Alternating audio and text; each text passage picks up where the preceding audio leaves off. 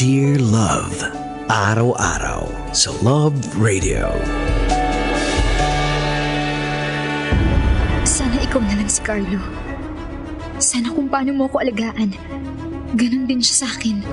Hindi mo kailangang mangarap pa, Aileen. Nandito ako. Handa akong panindigan ka. Hindi ako sasama, Daniel. Ibig sabihin, wala lang ba para sa'yo ang lahat ng nangyari sa atin? Pero mali ito, Daniel. At baka ito ang paraan ng tadhana para itigil natin to.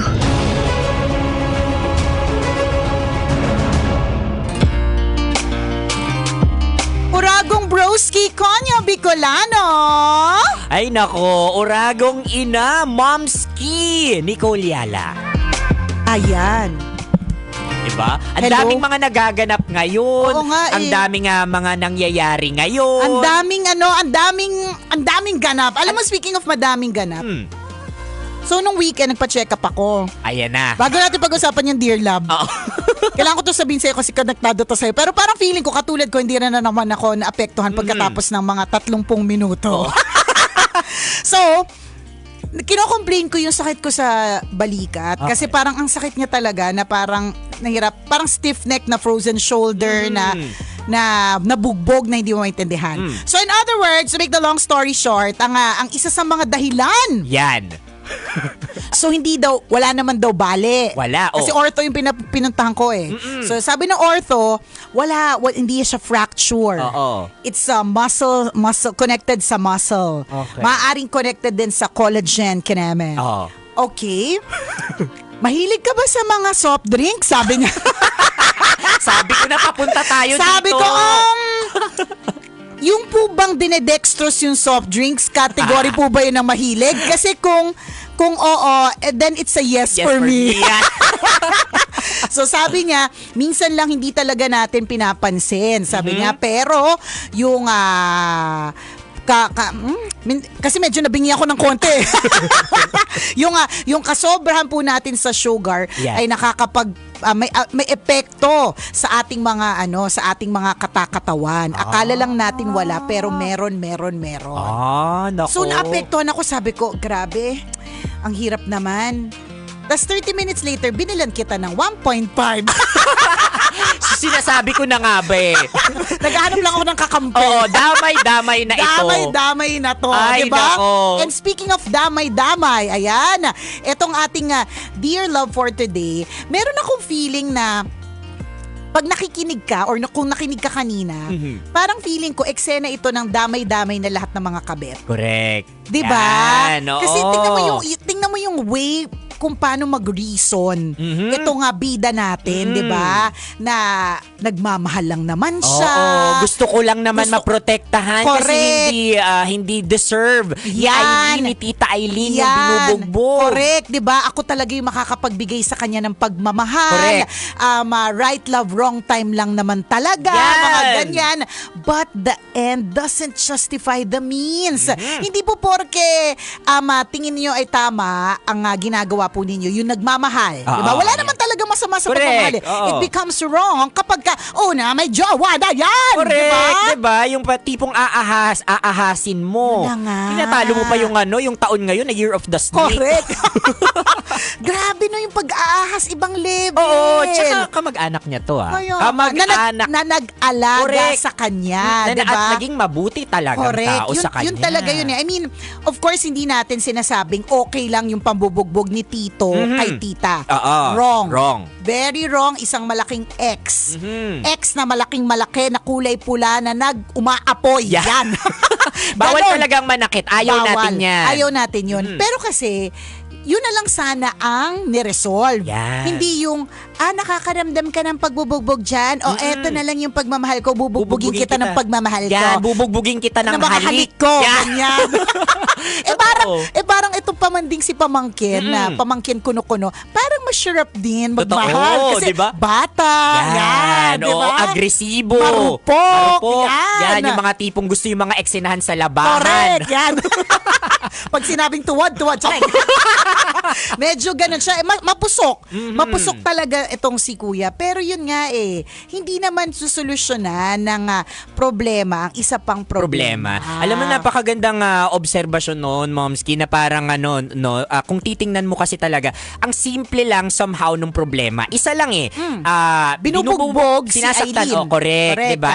Ikaw na bilang anak dito, technically, siguro ikaw na lang yung pumagitna na parang Tito Carlo, may pinagdadaanan ka ba kasi hindi kita kilalang ganito. Correct, Naging correct. mabuti ka sa akin, anong meron? Mahal mo ba talaga to si Tita? Kasi kung True. hindi na, hanap ka na lang ng iba, support naman kita. Correct. Or di naman kaya pwedeng kung halimbawang hindi nakinig si Tito sa reasoning mo, Right. ang pwede mong tinulungan ay si Aileen na makatakas. Correct. O makaalis. Or find their way out, di ba? Hindi.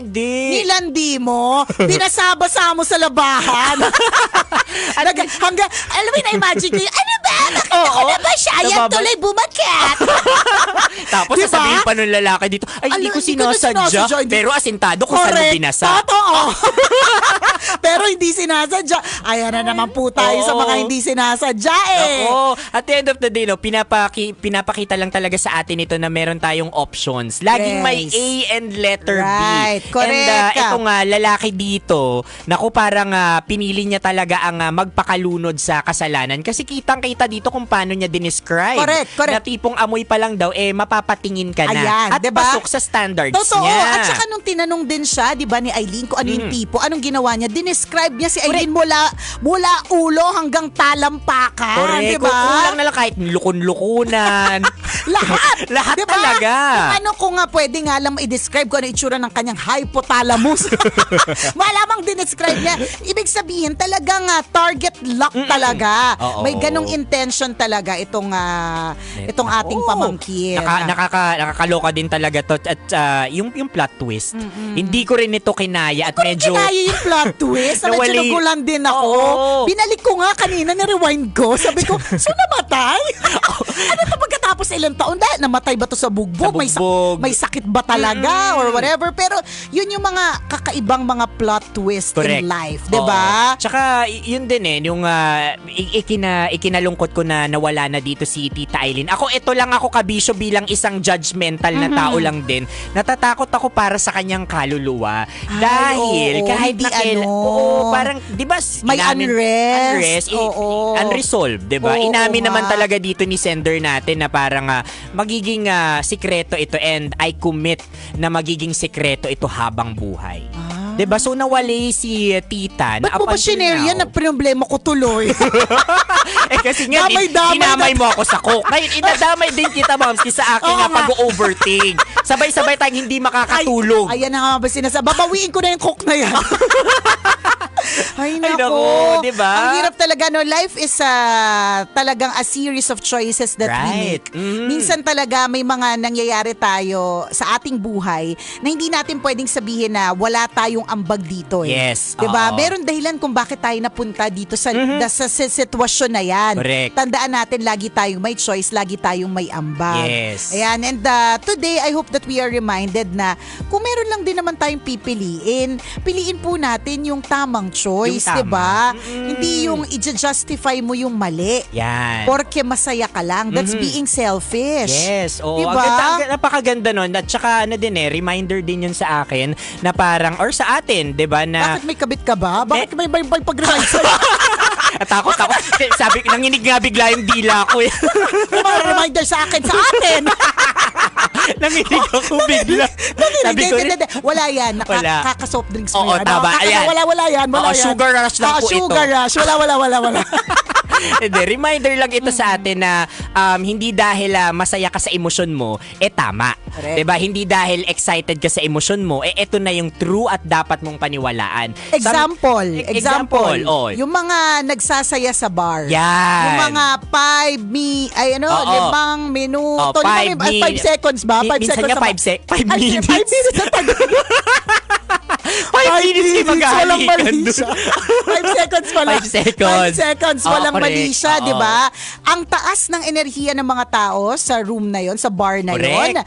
mahabang tinutokso kung sino man, pero yung tinutokso nila may asawa parehas. At may anak. At may anak. Ayan. At ginagalang sa kumpanya, ginagalang sa opisina o kung ano man, di ba? Oo. Pero dahil masaya sila, Excited sila. does it make it right? Yan. Hindi. Yun yung sinasabi, yun yung point ni Konyo. Oh, hindi po sa may kabit ako Oh, hindi po yun. Ang point niya, hindi po porke masaya ka Yes. sa ginagawa mo, automatically it makes it right. Yan. O, Kaya diba? dapat talaga makinig tayo sa mga tamang tao din kasi Aha. sila yung nagpapaalala sa atin na, oy, medyo mali ka na. Ay, oo nga. Tama, gusto ko yung makinig tayo sa tamang tao kasi kung ang pakikinggan mo ay shubit din. Oo. Ay nako, saan na kayo napunta? Correct. Oh. Eh di sa dagat-dagatang Apo apoy. yan. Nakasama niyo po ako, Konyo, Bicolano. At ako naman, Nicole Yala.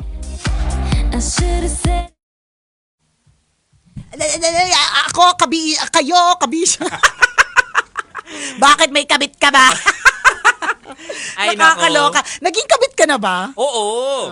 Once, naging kabit din ako. By choice. By choice. Ah. By choice. Alam ko nga. Gano'ng katagal itong by choice na to? 6 months. Uy, matagal din ha. 6 na buwan ito. Shout out sa'yo. Oo, di ba? Na ginawa akong kabit. Oo. Pero bakit ka nagstay? Nag-stick. Galing Hindi, eh. wait. I mean, Ay, saan? Di, magaling yung, alam mo yun, ang galing ng market niya Oo. talaga eh. Kaya never again Hindi, talaga wait lang. When it started, alam mo na. Oo. Alam ko na. Ginusto mo na talaga. Ginusto ko din talaga siya.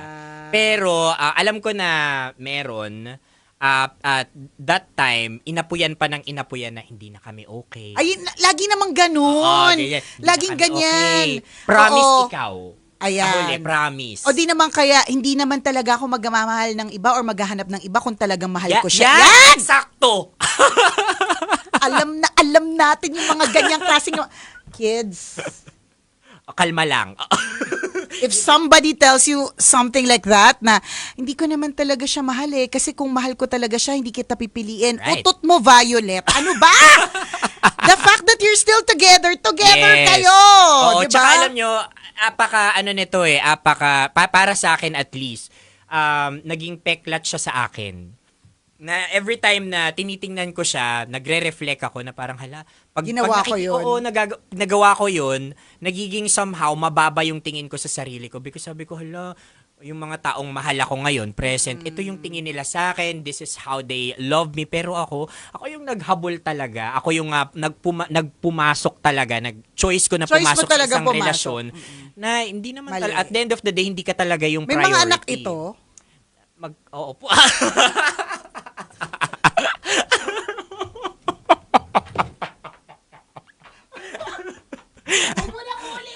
Hindi na talaga. Nako. Hello sa inyo dyan. Nako. Totoo. Oh, what made you stop it? It's the kids. It's really the kids. Grabe, hindi man lang kid. It's The her kids. kid. It's the kids. 16 sila, guys. Charot. Orphanage. Meron pa, buntis pa siya. Pang 17. My gosh, nakakaloka. Ako naging ganyan ako, pero hindi by choice. Victim. Hindi ko alam. Pero nung nalaman ko, ano yun? Nung nalaman ko, ano na talaga yun? Umalis ka din. Hindi, nag-one last muna. Sabi ko lang, Wag mo nang ulit. huwag na ulit. Hindi, charot lang. Hindi na nalaman ko as in, cold turkey.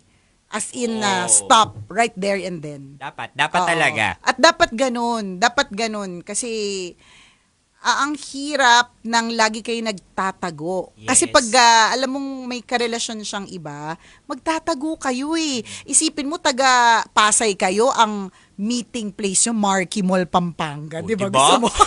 para walang makakita. Diba, tsaka Pampanga, ilang oras lang kayo Kaya doon. nga, Diba? di ba? Laging nagtatago. Tsaka ganda nung sinabi kanina na parang sabi mo, yung sa pakikinig natin, make sure na sa tamang tao din. Oo. Because ang laki ng contribution ng mga nakapaligid sa akin that time. Kasi yung mga nasa paligid mo that time, Ganun kinukonsente din ka. sila. At ganun din siya. Kasi May ganun ganung din relasyon sila. din siya. Correct. It's okay. Ganyan na. Oo. Eh di umalis ka kapag ayaw mo na. So ikaw naman, na-empower Nafu-fuel ka Oo. na. Oo nga, no, tama talaga itong Yes. ginagawa ko kasi ginagawa nga nila and Correct. they are my friends. You're my friend. So yun. Lahat naman tayo may mga kanya-kanyang story why we do this, things, kung bakit meron tayong mga ginagawang ganyan. Pero ang importante wag na tayo, not to fall from the same horse. Yes. Wag na nating ulitin yung same Oo. mistake. Gaano man sila kasarap. Yeah. Minsan kasi masarap kasi talaga Ay, sila. yung bawal, diba? Oo, Technically, totoo. diba? Itong Oh. bida. Kaya naman enjoy na enjoy yan Under one roof, yung possibility ng mahuli. Mahuli, Yan. yan. Yung excitement na kaakibat nun, yan yun eh. Yes, correct. But Yes. again, babalik tayo, masaya nga, exciting nga, but again, makatao at tama ba yan? Diba? Siyempre hindi. Kapag nakakasakit ka na, medyo delikado na ito. Ay, nako, alam mo, broski, yung kwento ko, hindi naman siya bagong kwento. Alam yan ng mga tambalanista natin. Ginawa akong kabet, hindi ko alam, di ba? Alam mo ang plot twist doon, namatay din siya eh. Ako to. Oh, sa mga kabit, mamatay. Sabi ko, ay, wait lang. Hindi. Naalala ko lang na parang kasi kanina, off-air, nag-uusap kami ni Broski na parang weird na parang namatay pa si Tita Aileen, no? Parang kasama ba dapat talaga sa kwento? But anyways, naalala ko lang kasi itong naging boyfriend ko na to, sumalangit nawa ang kanyang kaluluwa. Pasensya ka na ha, lagi kitang mention. Oo, kasi part ka ng life ko eh. So, anyways, namatay siya. Motorcycle accident. I didn't even know that he that he had a motorcycle. Na marunong siya magmotor. 'Di ba? Ang dami kong hindi alam tungkol sa kanya. Buti na lang din nalaman ko siya bago siya namatay. Kasi imagine mo kung namatay tas hindi ko alam. Tapos umiiyak ako sa burol tas may misis na dumadating tas mga anak, 'di ba? Hindi ko kaya. Ano to? Di ba? Nakakaloka. Alam din talaga ni Lord yung kanyang ginagawa. I mean, even the times that we are wrong, is it proper to say na He allows it to happen? Or it just has to happen because God knows that you really need to learn from it eh. Oh, it has to Ganun happen. It has to happen kasi may matututunan ka talaga dito. And hindi dapat na umalis ka sa isang situation na wala kang matututunan. Yes. Kasi pag wala kang natutunan, it's not worth it. Right. It should always be worth the lesson. Ganon. What I also learned dun sa ganong klaseng mga no, ganun sa klaseng relasyon ko and also sa mga taong nagko-confess din sa akin about that kind of relationship they had, the mistake they had na, pagiging second is common sa kanila. Nandun sila sa era, sa phase ng buhay nila na sobrang ungrateful nila. Na parang they're looking at their lives as something na kulang, may mali, laging hindi naman talaga ako blessed. Ganon. And since Ikaw, would you say that during that time you were in that phase? yes, sobrang ungrateful ko. Hindi ko napapansin. And insecure. And insecure, yes. So, I think it's really more of that. Correct. Insecure ka kasi hindi mo na nakikita yung sarili mong blessings eh. hindi mo nakikita yung sarili mo na worth it, na Yan. na talented Di ba ka. natandaan mo yung topic natin last week about the high cases of HIV? Yes. All boils down to low self-esteem. Self-esteem. Kasi kung mataas yung tingin mo sa sarili mo, hindi ka kekeme kahit na alam mong walang protection or hindi ka kekeme kahit alam mong may iba. Right. Oh, 'di ba? Connected talaga siya eh. Ganun talaga. Nasa mindset talaga siya, no? At the end of the day, it will always start sa sarili mo. Correct. How That- you view yourself, Yes, how you look at yourself. Na kamahal-mahal ka. Kamahal-mahal ka. You are worth somebody who's single. Hindi mo deserve ang isang taong pinapangalawa ka lang Correct. kahit lagi mo siyang inuuna. Yan, nako. Sakit, diba? Sakit nun. Inuuna mo siya, tapos ikaw pangalawa ka lang sa Oo, buhay niya. kumbaga tira-tira lang yung Tira. sa'yo. Ako, what I practice now since last month, maraming nangyari sa buhay at karera ko na the past few months is sa mga pinapractice ko ngayon at binabalik ko yung I look at the mirror and then tinitingnan ko lagi. Sumasayaw ko na, salamin. Ay, bini pala ako. Look at the mirror and at least kahit tatlo, binibigyan ko ng affirmation yung sarili ko, yung mukha ko kahit tatlo lang araw-araw, and those three ay iba-iba araw-araw. Diba? Kahit pa paano nakakagaan siya. Tingnan mo yung iba-iba araw-araw. Akala mo wala kang makikita, pero the next day may makikita ka palang Oo, iba. correct. Diba? So, ibig sabihin, ilang blessings yun. Kunyari, that's 7 days in a week times 3. That's 21 things to be grateful for in a week. Yes. Diba? Diba? At ilang oras meron sa isang araw. Diba? Imposibleng walang nangyayaring blessing sa'yo doon sa mga oras at araw na yon. Correct. Ay, nako kabisyo. Basta ikaw, marap ka na sa salamin at yun, Tingnan mo kung ano yung dapat mong ipagpasalamas. Salamat pala.